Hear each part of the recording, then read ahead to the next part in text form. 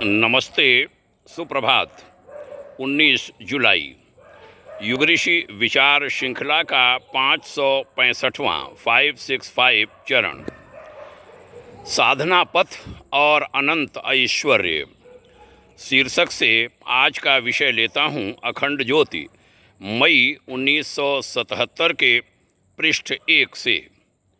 गुरुवर्य ने लिखा था, प्रकृति के रहस्यों को जितनी तत्परता से खोजा जा रहा है, उसी अनुपात से एक बड़े रहस्यों और शक्ति स्रोतों का पता लगता चल रहा है।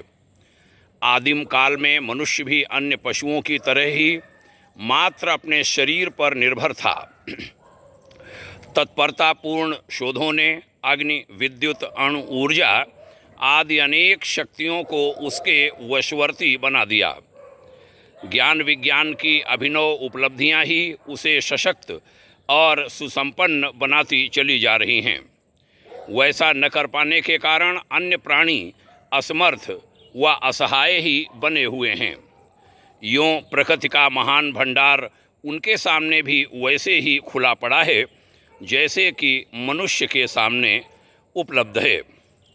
आगे गुरुदेव ने कहा था, प्रकृति क्षेत्र से अधिक महत्वपूर्ण और रहस्यपूर्ण है चेतना का समुद्र।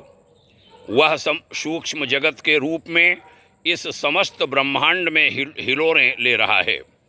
समुद्र को रत्नाकर और रत्न भंडार भी कहा जाता है, पर वास्तविक संपदाएं और शक्तियां चेतना के समुद्र में ही भरी पड़ी हैं। प्रकृति में तो उसी की कुछ तरंगें लहराती दिखती हैं। बीज रूप से वह ब्रह्मांडीय चेतना मनुष्य के कण कण में भरी पड़ी है, जो संपदाओं और विभूतियों का स्रोत है, कारण है, आधार है। हमारे भीतर और बाहर जितना कुछ है, इतना कुछ है जिसकी कल्पना करना तक अशक्य है, असंभव है। न तो ब्रह्मांड के विस्तार की कल्पना हो सकती है और न चेतना के अंतरंग बहिरंग स्तरों की गरिमा का मूल्यांकन कर सकना संभव है।